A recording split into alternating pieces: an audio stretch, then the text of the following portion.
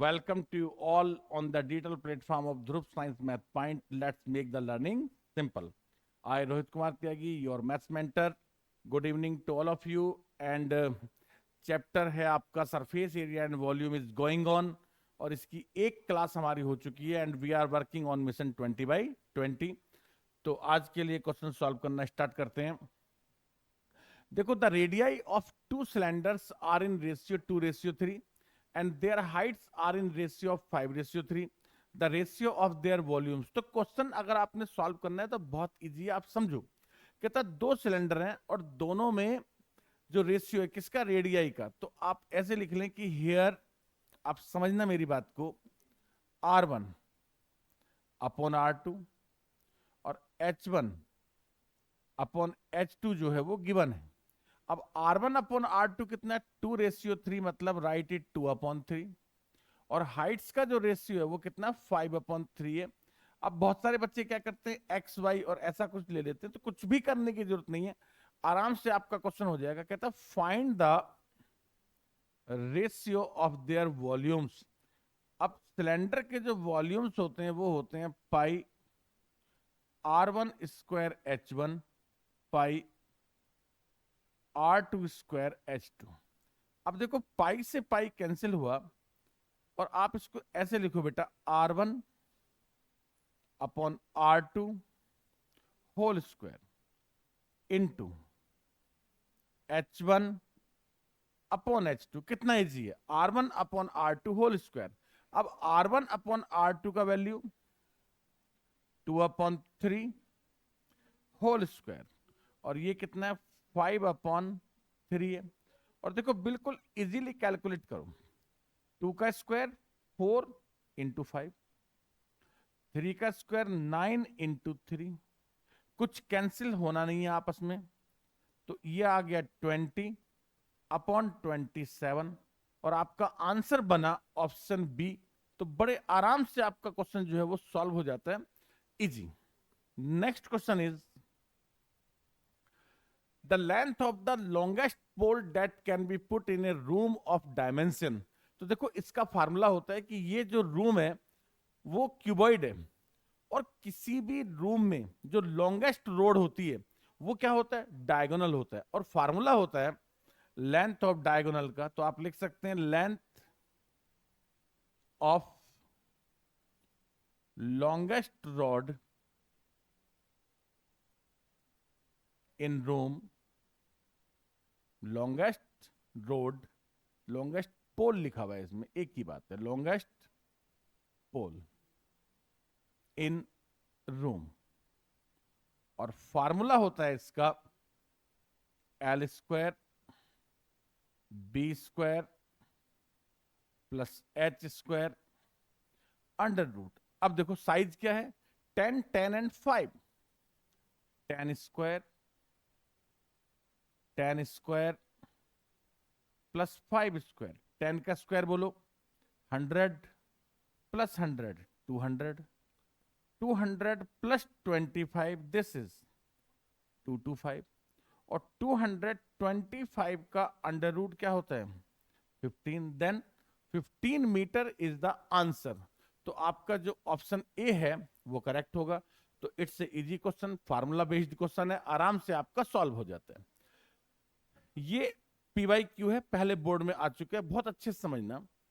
कहता in a cylinder radius is halved. देखो, किसी भी सिलेंडर का जो वॉल्यूम होता है वो होता है पाई R²H। अगेन मेरी बात को समझना, क्या चाहता है ये, कहता अगर मैं रेडियस को हाफ कर दूं, यानी R को बना दूं कितना, R/2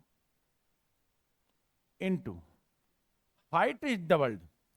हाइट को अगर मैं डबल कर दूं तो देखो ये बना पाई इंटू R²/4 इंटू 2, और 2 से मैं अगर इसको कैंसिल करूं तो ये मेरे पास क्या आएगा, 1/2 पाई R²H। यहां H मिसिंग है, R²H।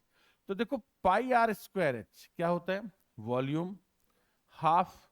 क्या मैं इसको V लिख सकता हूं, तो आप ध्यान से देखो, व्हाट विल हैपन, क्या हुआ कि वॉल्यूम विल बी, वॉल्यूम आधा हो गया, हाफ बी, मतलब जो पहले वॉल्यूम था वो वी था, अब जो नया वॉल्यूम है वो हाफ बी यानी हाफ्ड हो जाएगा पहले वाले वॉल्यूम का।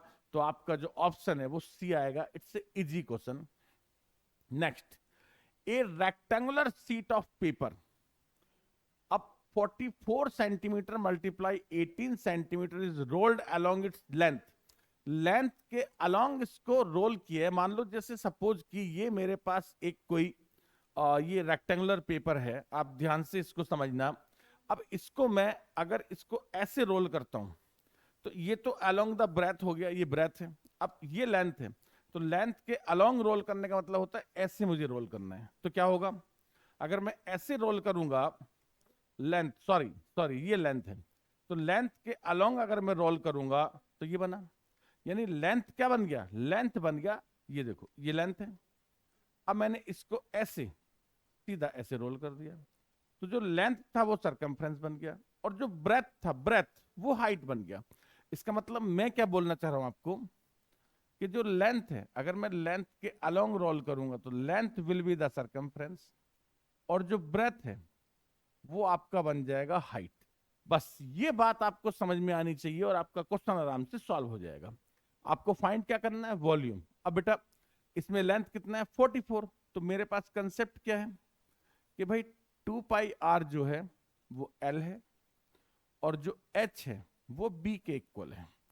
तो 2 into 22/7 into R equal to 2 pi R कौन है, एल है, और लेंथ कितना है 44 है। सॉल्व करो, 22 2 जा 44, और r अपॉन 7 इक्वल टू 1, और r मेरा आ गया 7।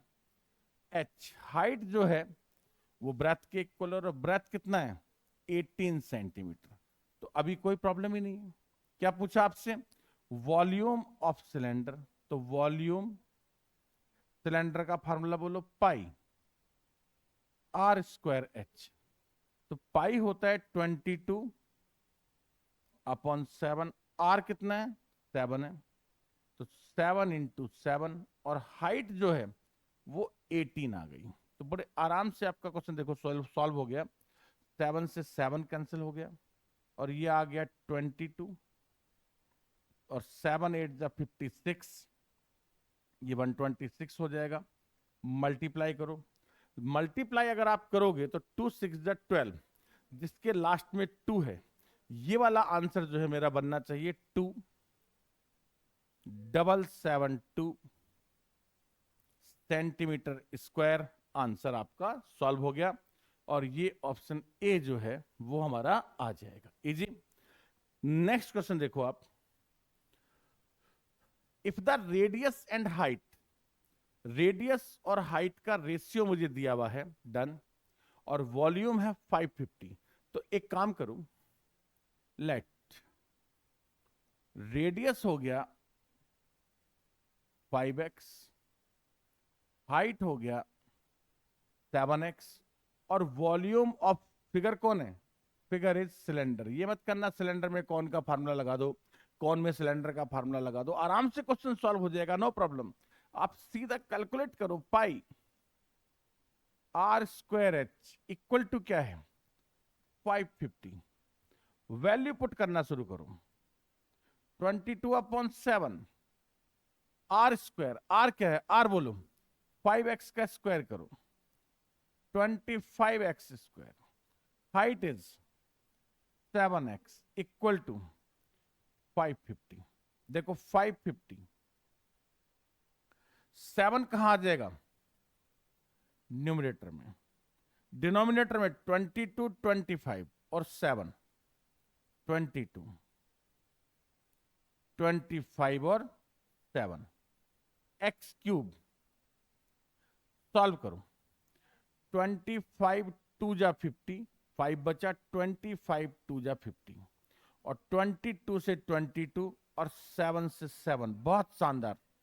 एक्स क्यूब इक्वल टू 1, और 1 तो 1 का क्यूब होता ही है, तो x इक्वल टू कितना आ गया 1। क्या पूछा आपसे उसने, कहता है देन रेडियस, रेडियस कितना है radius equal to 5x or x is 1, so the final answer is 5 centimetre. 5 centimetre, 5 centimetre जो है वो ऑप्शन है, राइट। मेरे को पहले भी लग रहा था कि ये दो तो पॉसिबल ही नहीं थे। क्यों?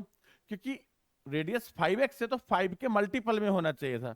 तो C और D, जैसे सपोज कि अगर x की वैल्यू 2 आती तो ऑप्शन D हो जाता। इफ x इज 1 तो ऑप्शन कितना हो गया? C हो गया, राइट। तो ये था अपना आज का second class. Thank you, thanks to all of you. आप लोग जुड़े रहिएगा and please hit the subscribe button. और आप कमेंट बॉक्स में, मैंने आपको पहले ही बोला था, कमेंट लिख सकते हैं। आपके जो डाउट है, डाउट्स पर अपन एक वीडियो और बना देंगे। और ये ऑब्जेक्टिव वाला सीरीज शुरू हो जाएगा तो इसके बाद सैंपल पेपर्स का जो आपका सीरीज है वो अपन स्टार्ट करेंगे। Thank you.